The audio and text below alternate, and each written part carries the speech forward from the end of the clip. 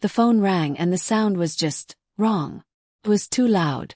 In a house this big, everything echoes. $10 million buys you a lot of glass, a lot of marble, and a lot of empty space. I built this place. I designed every angle, chose every slab of stone. I made sure every single window faced the ocean. I was standing in the kitchen, my hand on the cold island, looking at the water. I built this kitchen for them. I built it so my mom would finally have the space she always dreamed of. Picked up the phone, smiling. Mom. Dad. Are you guys almost here? There was a pause. Long, cold one. Then my dad's voice. Oh, hi, Anna. Listen. I knew that listen meant no. It always meant no when it came to me. We're not going to make it, honey. My smile froze. I could feel the cold from the marble seeping into my hand. My chest felt tight. What? What do you mean? The party is tonight. The caterers are here. Hey. I sent a car for you. Yeah, we know, he said, and I heard my mom sigh in the background like I was the problem. It's just, your brother Mark needs us. I gripped the counter. My knuckles turned white. Mark. Is he okay? Did something happen? I was already thinking, hospital, accident. My dad laughed. It was a small, annoyed laugh. No, he's fine. He decided to repaint his garage this weekend. Repaint his garage. I looked out at the Pacific Ocean. The sun was setting, turning my $10 million view into something that looked like fire and gold.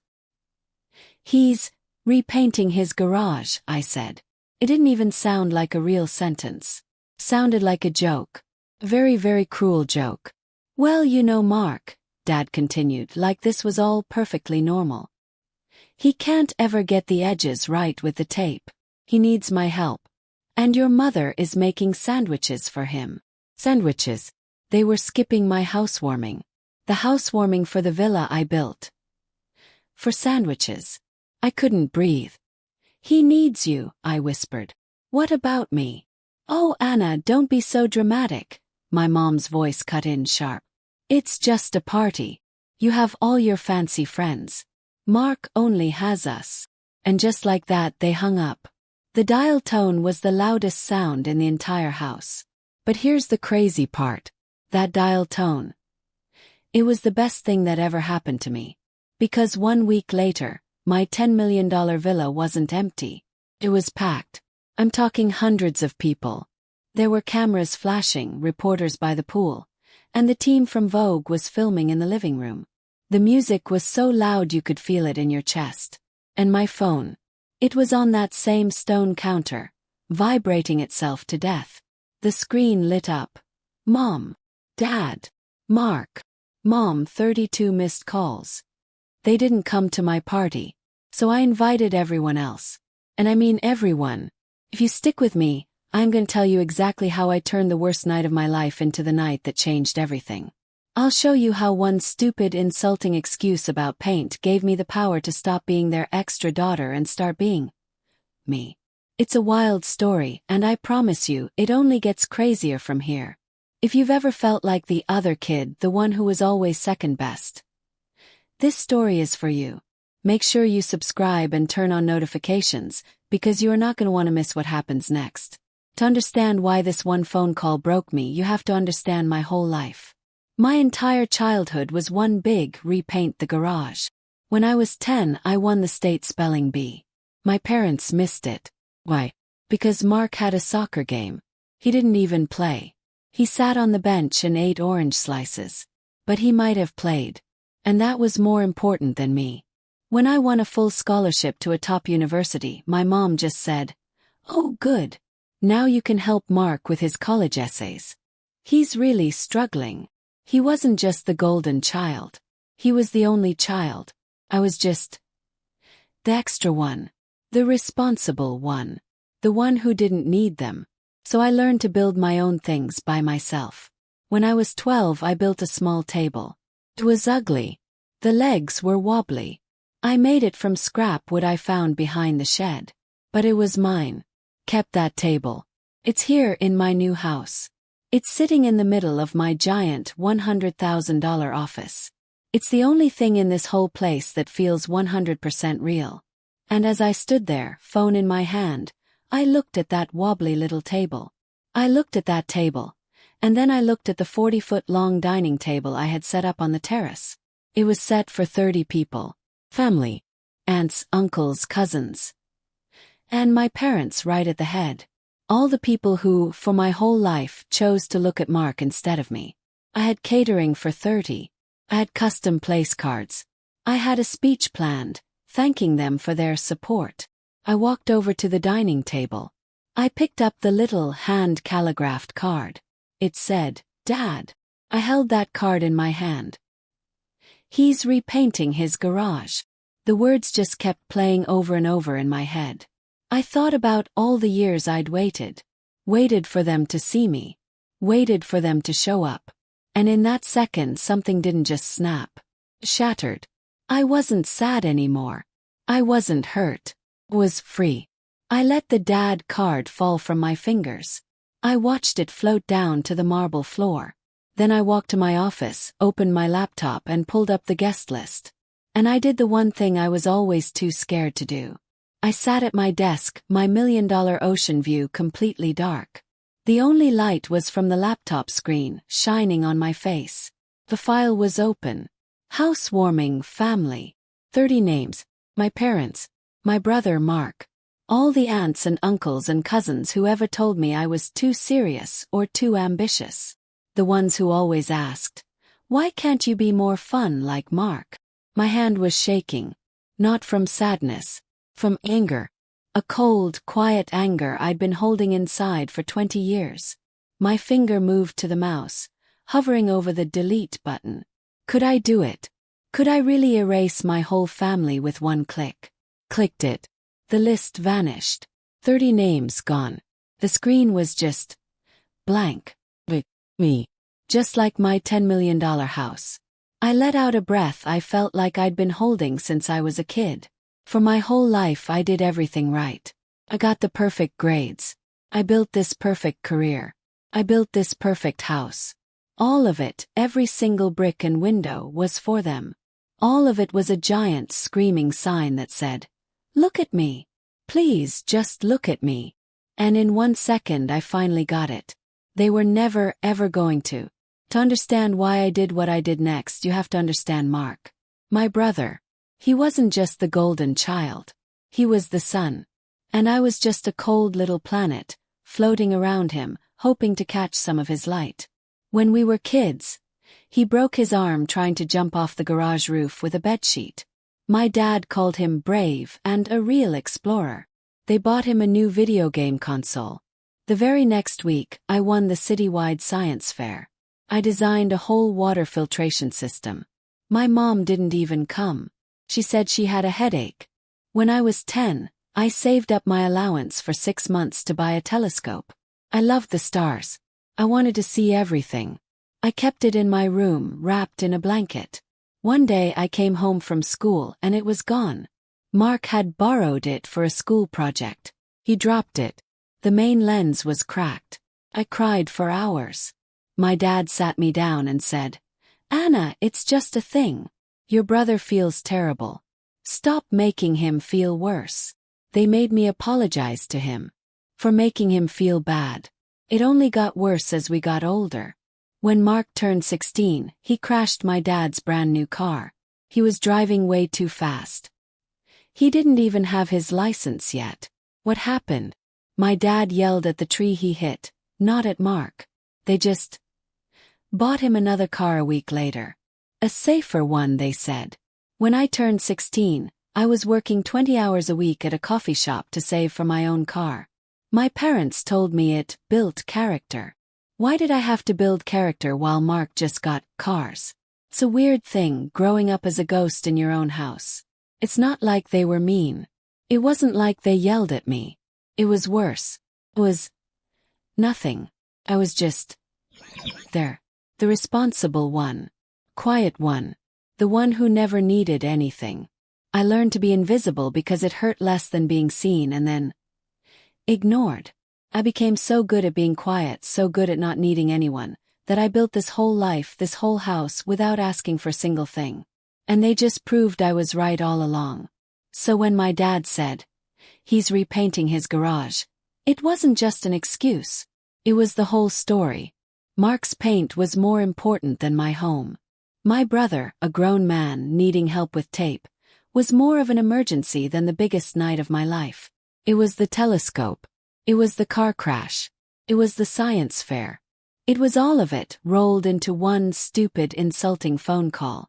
And as I sat there staring at that blank screen, I finally understood. I would always be the before picture. Mark would always be the after. But what happens when the before picture builds a $10 million house? I laughed. It was a cold, empty laugh in a cold, empty room. Okay, I said to the silence. Okay. I opened a new file. A blank document. At the top I typed a new title. Not family. I typed, everyone else. A new list started to form in my head. A list of people who had seen me. A list of people who had shown up. The people I had kept at a distance because I was so busy trying to impress the people who didn't care. My fingers started to type. The first name. Maria. Maria runs the little coffee cart I go to every single morning. She's a single mom, working 2 jobs to get her daughter through school. For the last 5 years, she has handed me a coffee and said, "Go build your empire, Anna." She remembered my birthday. My family forgot my birthday last year, but Maria gave me a little cupcake. What if I invited her? What if I sent a car, a real one, to pick up Maria and her daughter? Smiled. It was the first real smile all day. Then I typed another name. And another. The junior architect at my firm, the quiet one who reminds me of myself. My old professor from college, the one who told me I was brilliant when my dad told me to be practical. The list grew. Names. 20. 50. A new idea, a crazy idea started to form in my. It was terrifying. It was huge. This was no longer a housewarming. This was going to be a statement. My family didn't want to come. Fine. I would invite people who would talk about it. I would invite the world. My fingers flew across the keyboard. Maria and her daughter. Professor Evans. The junior architects at my firm. With every name I typed, I felt a little bit of the old, sad Anna chipping away. I was replacing the people who were supposed to love me with the people who actually saw me. Maria, who saw my hard work. Professor Evans, who saw my talent. My team, who saw me as a leader, not just Mark's sister. The list grew. 50 names. 70. 100. My tiny, sad family dinner for 30 was turning into something else. Something bigger. But it wasn't just about the numbers. It was the idea. What if this party wasn't for me at all? What if it wasn't about, look at my big, fancy house? My family thought I was showing off. What if I did the opposite? What if I used this giant, empty $10 million house to say thank you? What if I threw a party for all the other people who felt invisible? The underdogs. The extra ones. People like me. I could use this house this night to make them the stars. To make them feel seen. It was a crazy, wild idea, and it was taking over. My heart was pounding. If I was going to do this, I had to do it right. I couldn't just invite them. I had to honor them. And if I was going to honor them, the world had to see it. My hand was shaking as I opened a new email. I typed in a name I had saved from a networking event, a name that made my stomach flip. Sylvia Chen, the features editor for Vogue Living. I'd met her once for about 2 minutes. She'd told me my designs were interesting. I started to type. Dear Sylvia, you don't know me, but... Oh. Delete. I took a deep breath. He's repainting his garage. The words gave me a cold, hard shot of courage.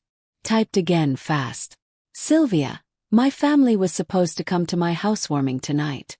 They cancelled. To help my brother paint his garage. I typed the whole story. The telescope. The soccer game. All of it.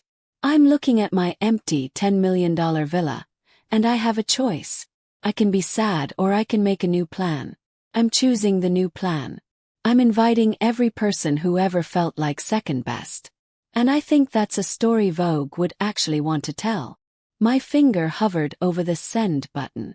This was it. The point of no return. If I hit this button, I was either a genius or the biggest fool in the world. This could end my career. Sylvia Chen could laugh, delete the email, and tell everyone I was crazy. Or, she could say yes. I wasn't just inviting a guest. I was inviting a witness. I was inviting the whole world to see. To see the house. To see me. To see what happens when you finally stop waiting for an invitation and decide to host the party yourself. Closed my eyes. And I clicked send. My heart was beating so fast, I thought it was going to break right out of my chest. I stood up and started pacing. What did I just do? What did I just do? I walked back and forth on the cold marble floors. She's going to think I'm a lunatic. A rich, crazy, lonely. My phone pinged. An email notification. It was so fast. Too fast. I looked at the screen. My stomach dropped. It was from her. Sylvia Chen. It was a reply. Whoa. My hands were shaking so bad I could barely hold the phone. This was it. The end of my life or the beginning. Clicked it open. The email was only 4 words. 4 words that changed my whole world. It said, "Sounds incredible. We're in." I read it again. We're in. Not, I'm in. We're in. No. What did we mean? Like her and a friend. I stared at the screen, my mind spinning. Second email pinged through. From Sylvia. My head of photography and a 3-person crew will be there at 7 p.m. Can't wait. This is gonna be big, Anna. Don't touch a thing. We want to capture the before feeling. Before. I looked around my perfect house. It was clean. It was finished. But it wasn't a Vogue party. It was a sad family dinner. I had cheese platters, not whatever Vogue people eat. This was a disaster. This wasn't a party anymore. This was a photo shoot. This was a feature. I checked the clock. Had 4 hours. 4 hours until a Vogue camera crew showed up at my house. I couldn't breathe. I was going to throw up. I wasn't ready. My phone rang and I screamed. I looked at the screen. Margaret, caterer. I'd forgotten I'd even called her. I answered, my voice all shaky. Margaret, hi, I have a problem. I told her everything. Family. The garage. The email to Vogue. The 4-word reply. Camera crew. They're coming at 7 p.m. Yelled. There was a long pause on the other end. I thought she was going to hang up on me. I thought she was going to say I was crazy. Finally she spoke. Her voice was calm. Calm like my ocean view. Okay, Anna. Okay. Said. Margaret, it's not okay. I have cheese cubes for 30 people. I need a Vogue party for 100. Anna, she said, cutting me off. Her voice was firm now. Stop it. You don't need cheese cubes. You don't need a Vogue party. I don't. Felt confused. No, she said. You have a $10 million house and the best story in the world. You don't need to impress them. You need to feed them. But if we're going to do this, you need to stop acting like a sad daughter. You need to act like the woman who built the place. Now hang up. I'm on my way. And I know exactly what this party is missing. I hung up with Margaret. The silence that rushed in was even heavier than before. Stop acting like a sad daughter. Her words just hung there in the air, echoing in the giant, empty room. Act like the woman who built the place. But how? I looked at my reflection in the giant glass window. All I could see was a girl in a beige sweater, looking small and scared, with the dark ocean behind her. A ghost. I was still just Anna. I looked at the clock. 3 hours and 59 minutes until Vogue arrived. I had no food, no plan, and I was all alone. Crunch. Sound from outside. Headlights swept across the marble floor, so bright they made me jump. I ran to the window. It wasn't just a car. It was a massive silver catering truck, the kind you see at movie sets. Then another. And another. 3 huge trucks were pulling up my driveway. Margaret wasn't just on her way. She had brought an army. The doors flew open, and a team of people in crisp black uniforms started moving. They weren't just carrying food. They were carrying lights, flowers, whole tables. Margaret stepped out of the first truck. She wasn't wearing a chef's coat. She was wearing a sharp black suit and sunglasses. Even though it was getting dark, she looked like a general. She walked right past my $1 million landscaping, right through the front door, and didn't even look at the house. She looked right at me. "Stop pacing," she said. "You're ruining the floor." She was all business. "This is not a sad family dinner anymore. This is a launch. I've cancelled your cheese cubes and pigs in a blanket." "But what are we serving?" asked, my voice small. Margaret finally smiled. It was a scary, brilliant smile. "Revenge," she said. I had no idea what revenge tasted like, but I was about to find out. "I need you to do one thing," Margaret said, "and it has nothing to do with food." She looked me up and down at my beige sweater and jeans. "You look like a sad little girl waiting for her parents to say, 'Good job.' You need to look like the woman who signs their paychecks." She pointed up the long, winding staircase. "Go. You have 1 hour. Your team is about to arrive. You need to look like their boss." I ran up the stairs. My closet is bigger than most apartments. It's filled with clothes I bought to look nice, proper, respectable. Words my mother always used. It was a sea of beige, gray, and navy blue. The clothes of a ghost. I hated them. I hated all of it. I started pulling things out, throwing them on the floor. Mo. Then I remembered. In the very back, under a pile of cashmere sweaters, was a box. A box I hadn't opened in 5 years. Inside that box was a dress. A deep, blood-red dress. I bought it in college with my first ever paycheck. I was supposed to wear it to my graduation award ceremony. But my mom saw it. "Oh, Anna," she'd said, her lips tight. "That's very loud. Are you sure you want all that attention on you?" I ended up wearing a navy blue suit. I felt invisible. I stuffed the red dress in the box and never looked at it again. Till now. Pulled it out. It was perfect. As I was zipping it up, my phone started buzzing like crazy. But it wasn't my family. It was my list. The everyone else list. A text from Maria at the coffee cart. "Anna, is this for real? There is a black car here, a limo. He says it's for me. My daughter is crying, she's so happy." Then another, from Professor Evans. "My dear, I am floored. I haven't been this excited in 20 years. I will be there." They were coming. They were all coming. I walked to the top of the staircase. My house was gone. It wasn't my house anymore. Margaret's team had transformed it. They had brought in warm amber lights that made the whole place glow like gold. The sad, long family table was gone. Now there were dozens of small, intimate tables like in a fancy club. The terrace was strung with thousands of tiny, sparkling lights. It wasn't a house. It was a kingdom. And I was the queen. Margaret was at the bottom of the stairs, shouting orders into a headset. She looked up and saw me. She stopped. The whole crew went quiet. She didn't smile. She just looked at me in that red dress. She nodded just once. "There you are," she said. And for the first time in my life, I didn't feel like Mark's sister. I didn't feel like sad Anna. I felt like Anna. But just as I put my foot on the first step, the giant front doorbell chimed. Loud, heavy dong. My heart stopped. I looked at the clock. 6:45 p.m. It was too early. The party didn't start for an hour. Vogue wasn't due until 7 o'clock. Who was it? I walked down the stairs, the red dress swishing around my legs. I walked to the giant 10-foot-tall glass door. I could see a shape on the other side. Man. I took a deep breath and pulled the door open. Standing on my porch, looking small and angry and completely lost, was my brother, Mark. "Mom's crying," he said. His eyes wide as he looked past me at the lights and the people. "What the hell did you do, Anna?" Mark. He was standing right there on my doorstep. He was real.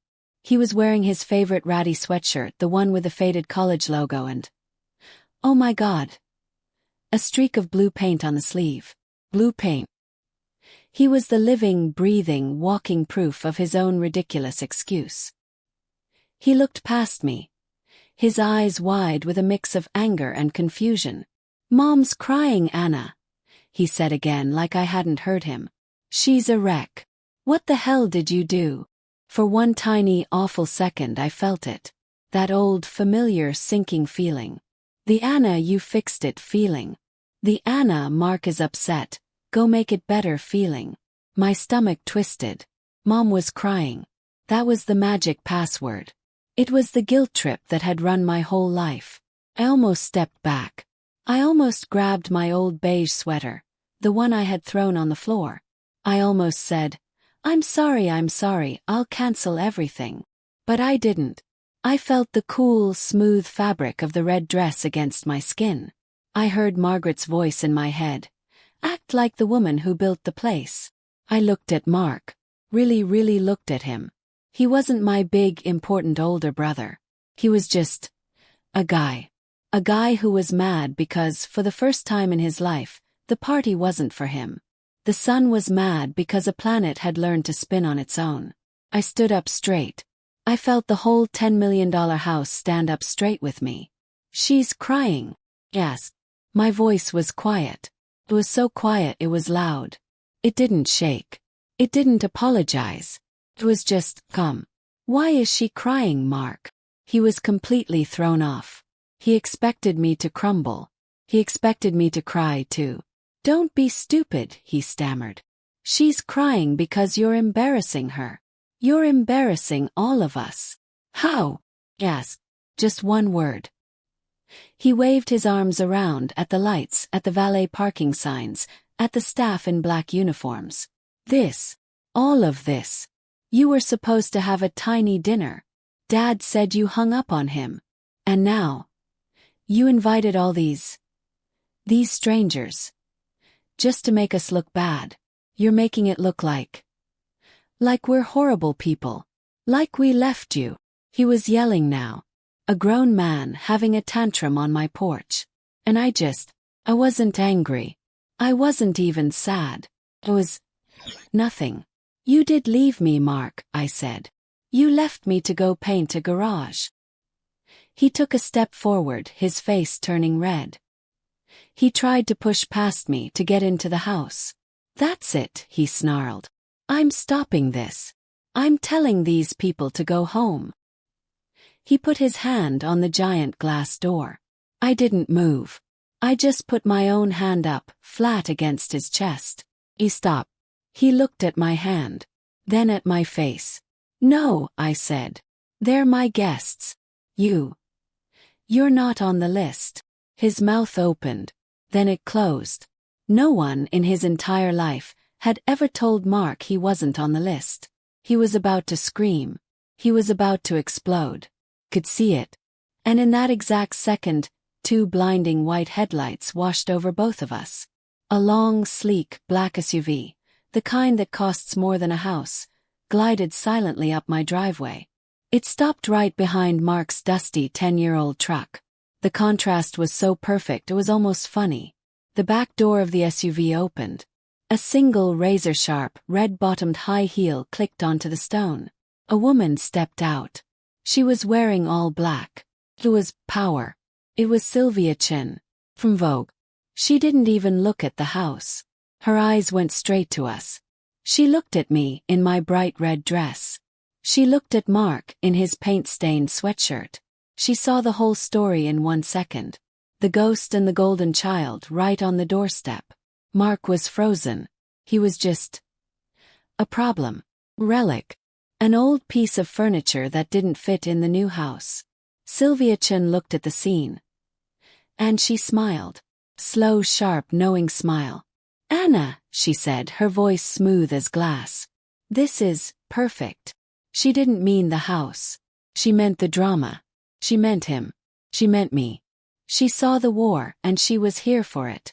The doors of the SUV opened, and the Vogue camera crew stepped out. They raised their cameras. The red lights came on. They were filming. They were filming us. Right now. Mark looked at the cameras, then at me. His face was white with panic. "Anna, tell them to stop," he hissed. "Tell them to go." This was it. This was the moment. My old life begging me to hide. My new life waiting for me to step into the light. I looked at my brother. Then I looked at Sylvia. I took a deep breath. And I smiled. "Sylvia," I said, walking right past Mark, my red dress sweeping the stone. "Welcome to my home." I walked right past him. Just left him there. Mark. My brother. The sun my whole family spun around. And as I passed, I saw his face. It wasn't angry anymore. It was blank. It was a kind of shock I'd never seen on him. It was the face of a king who just found out his castle was built on sand. He was invisible. And I, in my bright red dress, was the only thing anyone could see. The Vogue cameras were rolling, their little red lights blinking like hot, bright eyes, capturing every single second of it.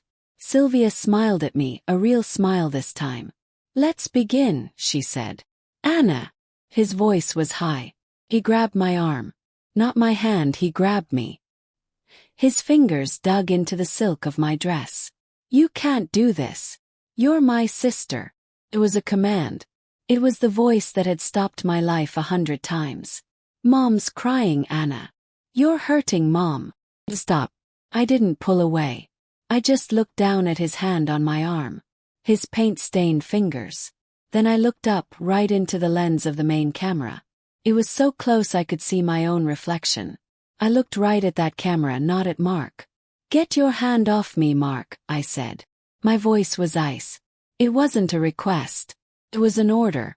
He was so stunned his hand just fell away. He stumbled back like I'd pushed him. He looked at his own hand like he didn't know what it was. Sylvia Chen was watching, her eyes sharp. She gave a tiny nod to her cameraman. This was the story. Not the marble floors. Not the ocean view. The ghost finally telling the sun to get out of the sky. Mark just stood there, breathing hard as I turned my back on him. On all of it. And walked into the golden light of my own party.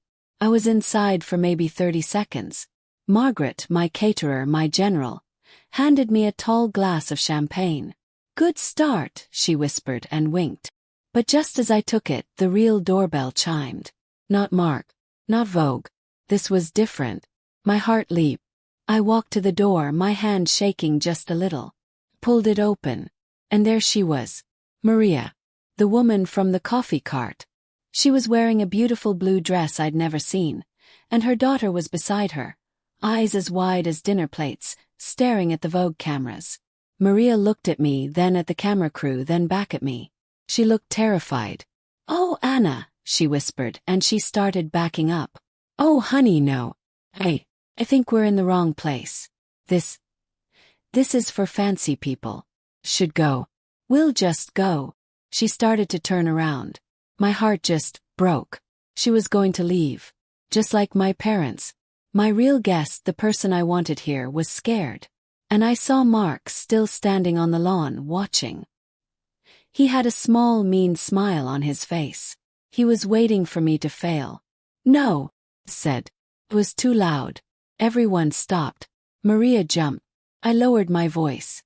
I walked out onto the porch, right past Mark's shadow. I took Maria's hand.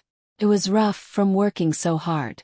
"Maria," I said, "you are in exactly the right place. You are the guest of honor. All of this. It's for you." I squeezed her hand. "Now come in. I want to show you the view." I didn't just invite her in. I pulled her in. I pulled her and her daughter right past the Vogue crew and into the center of the room. That was the moment the party started. It was like I had unlocked a door. A long line of black cars started coming up the hill. My real guest, Professor Evans, arrived, looking like an old movie star in a tweed jacket. My junior architects came in, laughing nervously, holding a small plant. And I greeted every single one. I introduced Maria to Sylvia Chen. I introduced my old professor to the Vogue photographers. I was mixing my old secret life with my new shiny one. And it was perfect. Could still see Mark. He was standing on the lawn in the dark, just outside the circle of light. He was watching everyone. He saw Maria's daughter being handed a glass with a little pink umbrella. He saw Professor Evans, who Vogue was now interviewing. He saw me in my red dress laughing. He was watching a party he couldn't get into. A party that was about him but wasn't for him. He looked like a ghost. He was the new ghost. Then my phone started vibrating. It was in the tiny pocket of my dress. Pulled it out. The screen lit up. Dad. Course. Mark had called them. He had told them I'd locked him out. He had told them about Vogue. My hand was shaking again. This was the real test. The final boss. Sylvia Chen saw me. She saw the name on the phone. Answer it, she whispered, her eyes shining with excitement. Answer it, she said again a little louder. And put it on speaker. Put it on speaker. My blood went cold. Was she crazy? She was asking me to have this fight, this awful, messy, family-breaking fight. In front of Vogue? In front of everyone. I looked at my dad's name, ringing and ringing, lighting up my hand. I looked at Sylvia, who was holding her breath. I looked at Maria, who was smiling at me from across the room. I looked at Mark, a shadow in the darkness. Everyone was waiting. I took a deep breath. I pressed the little green button. And I pressed the speaker icon. Hi, Dad, I said. Hi, Dad. The words just hung there in the air. My voice, playing on the phone's little speaker, sounded so small in my giant $10 million room. Everything stopped. The music, the chatter, the clinking of glasses. Sylvia Chen's eyes were locked on me. The Vogue camera was so close I could hear its tiny motor whirring. Everyone was waiting. From the phone I heard a long, heavy, angry breath. It was the sound I'd heard my whole life, right before the storm. Anna, my dad's voice boomed out. It was a growl. What? Mark. Telling me. I didn't answer. I just stood there, frozen. He's telling me you locked him out, my father roared, his voice distorting the tiny speaker. He's telling me you have cameras. There. What are you doing, Anna? Are you trying to destroy this family? Are you doing this for attention? That word. That awful, sharp word. Attention. The one thing I was never, ever allowed to want. Your mother, he yelled, is in the car. We are coming over there right now to shut this circus down. You have humiliated us for the last time. He was coming. They were coming. My stomach twisted into a cold, hard knot. The old me, the beige me, wanted to curl up. I wanted to whisper, I'm sorry, I'll fix it. I looked at the phone. My father yelling. I looked at the dark lawn. Mark fuming. I looked at Maria, my real guest. She looked terrified, like she was about to grab her daughter and run. And I just got angry. A new kind of anger. Not hot and loud like my dad, but cold and quiet and strong. Smiled. It was a small, tight smile. No, I said. My voice was quiet, but it cut through the room. What did you say? My dad's voice sputtered. He had never heard that word from me. Picked up the phone. I held it in my hand. I said no, Dad. My voice was clear. It didn't shake. You are not coming over to shut down my party. You are not coming here to yell at my guests. And you are not going to speak to me like that. Not anymore. I looked right into the Vogue camera lens. You were invited. You said no. You chose a garage. So. Goodbye, Dad. And I did it. I pressed the red end call button. Hung up. On my father. In front of Vogue. The silence in the room was so loud. It felt like my ears were ringing. I could hear my own heartbeat. Everyone was just staring. Sylvia Chen's mouth was a perfect O. Maria looked like she was going to faint. And from the lawn, I could hear Mark make a sound like he'd been punched. I had just hung up on the sun. I waited for the world to end. But it didn't. I turned to the room. My hand was shaking, so I set the phone down on a tray. "I am so sorry, everyone," I said, and my voice was suddenly strong. That was my old life. This is the new one." I grabbed my champagne glass from Margaret. I raised it high. "To everyone else." Margaret, my hero, my general, immediately hit a button on her tablet. And music. Not quiet, boring music, but loud, fun dance music blasted through the house. The spell was broken. People cheered. They raised their glasses. "To everyone else," they yelled back. Sylvia Chen was at my side in a second. She wasn't just a reporter anymore. She was on my side. "That," she said, her eyes shining, "was the single most incredible thing I have ever seen." She grabbed her cameraman. "We're not just shooting the house," she said. "We're interviewing the Queen." She pointed a small microphone at me. The bright white camera light clicked on, and suddenly I was the only thing in the room. "Anna," she said, her voice dropping, "tell me. This house is a masterpiece. But why did you really build it?" I didn't answer. I just smiled. "I'll show you." I walked them past the $100,000 kitchen, past the art on the walls, past the infinity pool glowing under the lights. I led them to my giant glass-walled office. And right in the middle, under a single perfect spotlight, was my old, wobbly, ugly table. The one I built from scrap wood when I was 12. The one my dad almost threw away because it was clutter. The Vogue cameraman zoomed in on its scratched, uneven, terrible surface. "You asked why I built this house," I said. My voice was soft. I put my hand on the old, rough wood. "I built all of this." I waved at the marble and the glass and the ocean, "so I could finally give this a proper home." Sylvia looked confused. "It's a table." "No," I said, shaking my head. "It's a reminder. My family. They're really good at building things for Mark.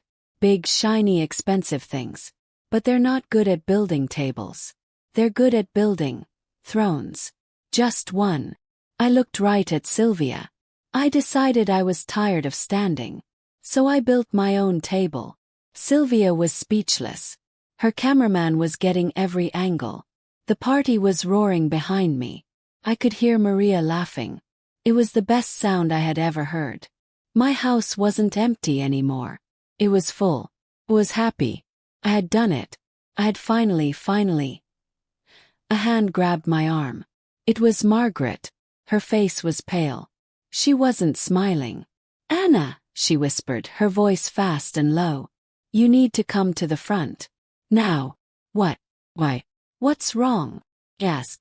"Don't panic," she said. "But you have more guests. The ones who weren't invited." I ran to the front window and looked out.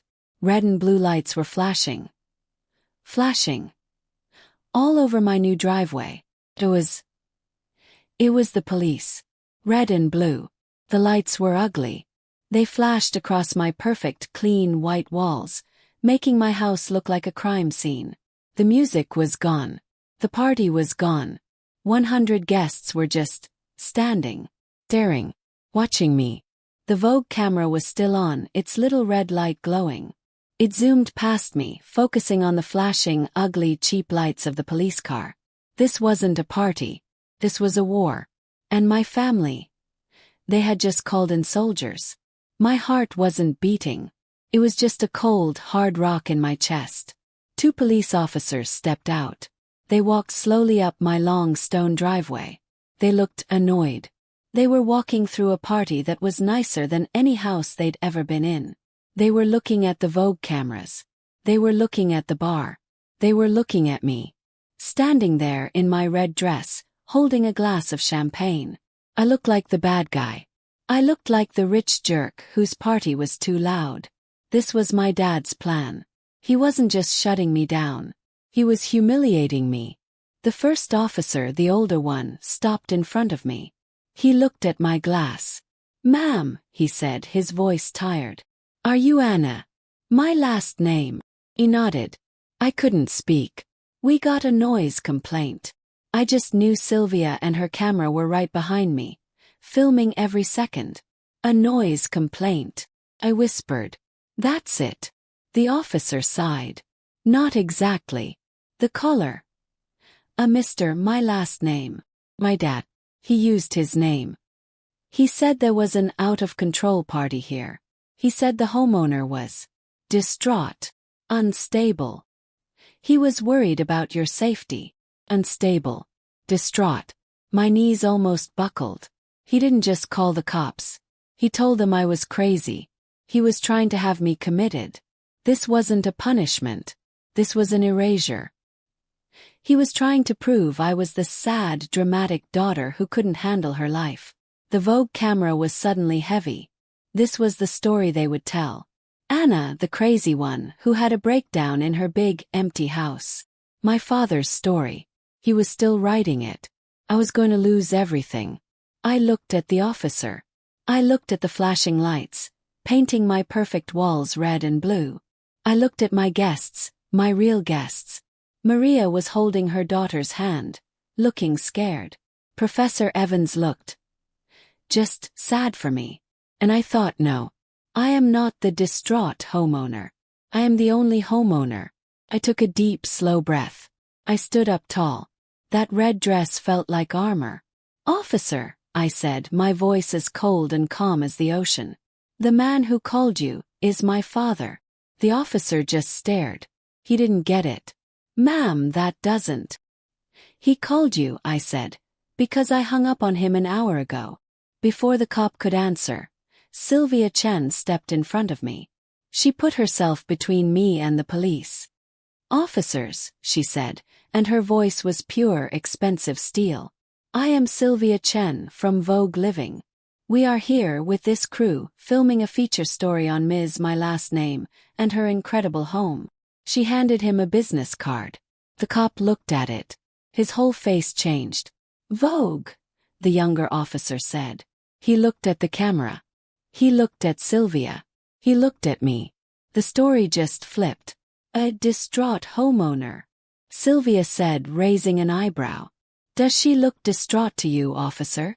She looks like a woman in a red dress in her home, hosting a party. The cop looked back at me. I wasn't crazy. I was calm.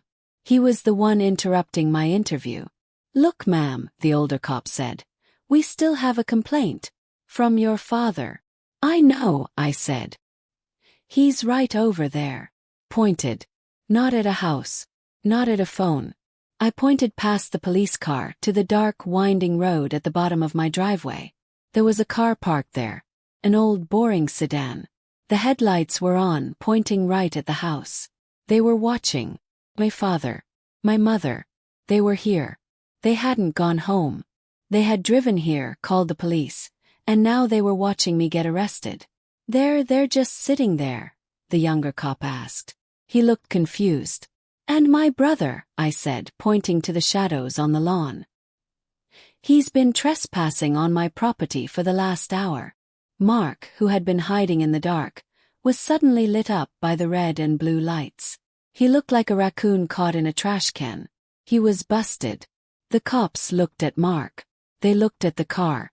They looked at me, standing on my multi-million-dollar porch, surrounded by Vogue. The whole script was flipped. I wasn't the unstable daughter. I was the victim. I was the one being harassed. They were the problem. Officer, I said, my voice still quiet. I am in my home. Those people are trespassing. They are harassing my guests. And they called you, with a fake report. The older officer's face went hard. He was a cop. He hated fake reports. He looked at me. He looked at Mark. He looked at the car. And then, he turned his back on me. He put his hand on his radio. And he started walking slowly down the driveway. Right toward my father's car. The officer was walking. Walking. Right down my driveway, away from me toward the car at the bottom. My car. Ed's car. The Vogue camera swiveled, leaving me, and followed him. The little red light was blinking. It was filming the officer's back. My entire party, 100 people, just watched. It was like a movie. And we were all waiting to see how it ended. Was he going to yell at them?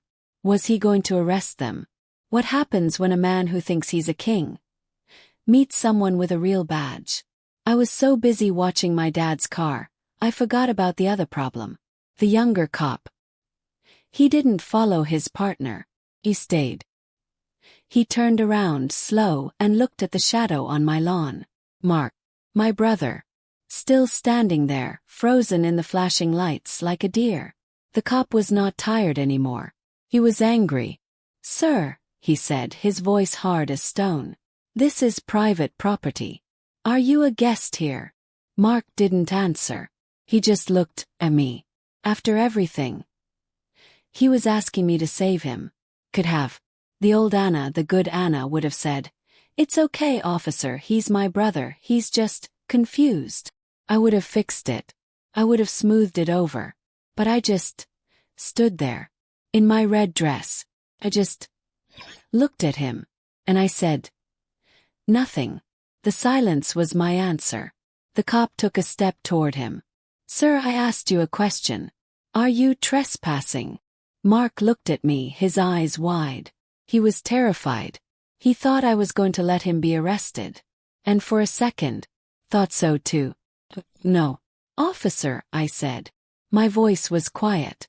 Both cops looked at me. "He's not trespassing." Mark let out a breath.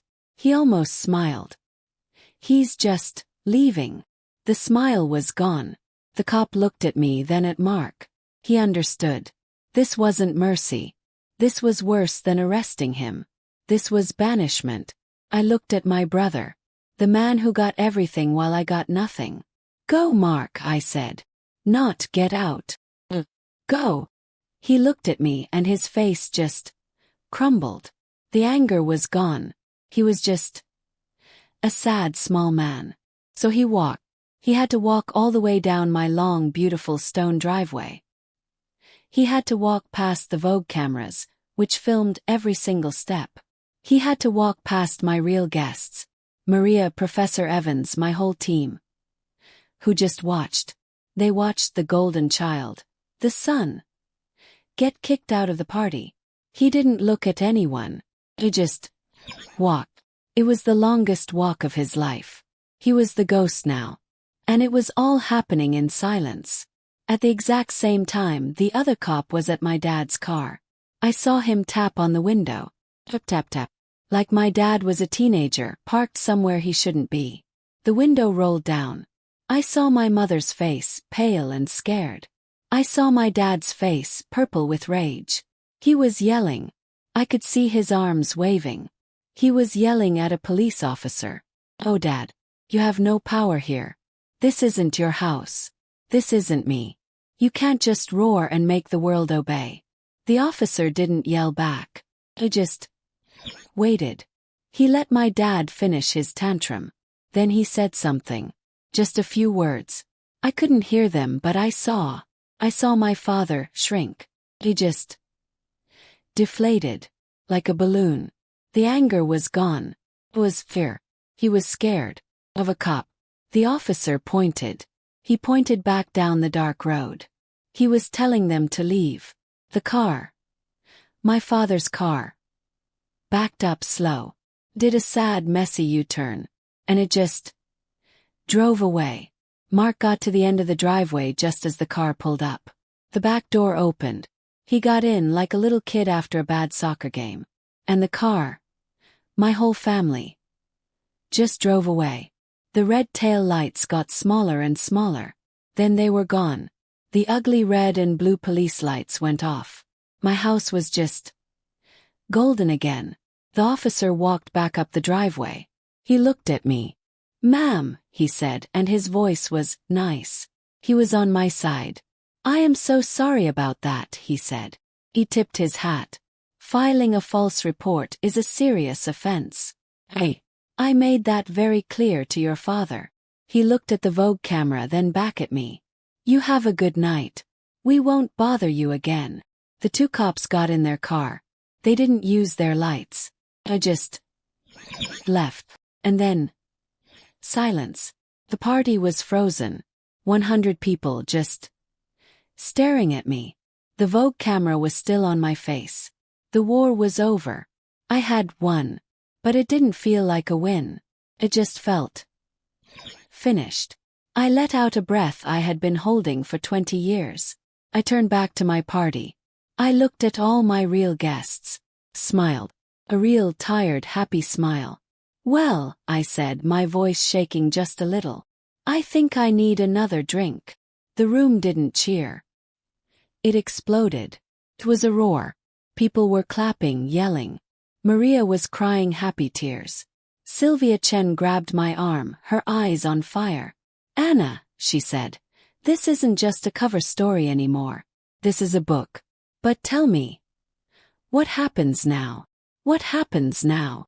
Sylvia asked. The Vogue camera was a bright, hot eye on my face. The whole party was waiting. I looked at all of them. Maria, Professor Evans, my team, all the extra people, my new family. I smiled, and this time it wasn't a sad smile or an angry smile. It was just happy. "What happens now?" I repeated. I raised my champagne glass. "Now, we dance." Margaret hit the music button, and this time the volume was loud. The party exploded. And for the first time in my life, I wasn't standing on the side. I was in the middle of it all, in my red dress, dancing. Party was magic. It wasn't a housewarming. It was a victory. I saw Maria, the coffee cart lady, teaching my old, serious Professor Evans how to salsa. I saw my shy junior architects laughing with the Vogue camera crew, who were treating them like stars. This wasn't a party about a house. It was a party about people. About all the people who spend their whole lives building things, and never get invited inside. Tonight, this was their house. I was their host. And it was the greatest night of my life. 1 week later my phone blew up. But this time it wasn't my family. It was everyone. The Vogue article was online. I clicked the link, my heart pounding. Title. It made me cry. It wasn't Anna's sad party. The title was, "The Queen of the Coast. She built a $10 million villa. But she didn't build a house. She built a table." And the main picture. It wasn't the house. It was me. In my red dress. Standing on the porch, right after I had told Mark to leave. It was a picture of me looking strong. Sylvia had told the whole story. Everything. The repaint the garage. The telescope. The red dress my mom hated. The cops. The fake unstable report. She called my brother the Shadow King, and my father the Fallen King. She called me the architect. She told the entire story. And at the end, the very last picture in the article, was a close-up, grainy, beautiful photo of my old, wobbly, ugly, perfect table. The one I built as a kid. The story went viral. My phone rang. The screen said, "Mom." Thought, here it comes. The screaming. The yelling. Took a breath. Answered. "Hello, Mom." There was silence. Breathing. And then, a sound I hadn't heard in years. It was crying. But it wasn't the angry, yelling at Dad crying. It was quiet. It was said. "Anna," she whispered, and her voice was so small. I read the article. Waited. I didn't say anything. Just waited. We didn't know," she whispered. I didn't know it was that bad. It wasn't an apology. Not really. It was an excuse. We always thought Mark needed us. And you were always so strong. There it was. The story of my life. I was strong, so I got nothing. The old me, the beige me, would have said, "It's okay, Mom. Understand. It's fine." But I wasn't the old me. Not anymore. "I have to go, Mom," I said. My voice was kind. It wasn't angry. It was just done. "What?" she said, confused. "But, Anna, I have to go," I said again. "I have a meeting." She was silent. "Oh," she said. "Okay." Hung up. I didn't yell. I didn't cry. I didn't forgive her. And I didn't blame her. Just hung up. The war was over. The silence between us wasn't war anymore. It was just space. And I liked my space. Now my house is quiet. The party is over. The Vogue magazines are on every coffee table in the country. My business has exploded.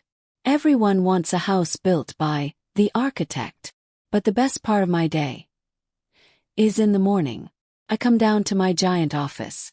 I pour a cup of coffee. And I sit at my old, wobbly, ugly table. It's still in the middle of the room. And right on top of it is a framed copy of the Vogue article. My past and my future, all in the same room. For 20 years, I tried to get a seat at their table. I waited and I waited and I waited. I just wanted them to see me. But they only had one chair, one throne. And it was always for Mark. So I finally figured it out. I had to stop asking for a seat. And just build my own table. And my table is big. It's huge. It has room for everyone. It has room for Maria and the professor and my team. It has room for you. If you've ever felt invisible. If you've ever been the second best kid. If you've ever been told you were too much or not enough, this story is for you. My family wanted me to be a ghost. Now the whole world knows my name. If this story touched your heart, if you know what it feels like to be everyone else, please like this video. Share it with one person who needs to hear it. And subscribe. Because my story, my building, is just getting started. And I'll be right here reading every single one of your comments. You are not alone.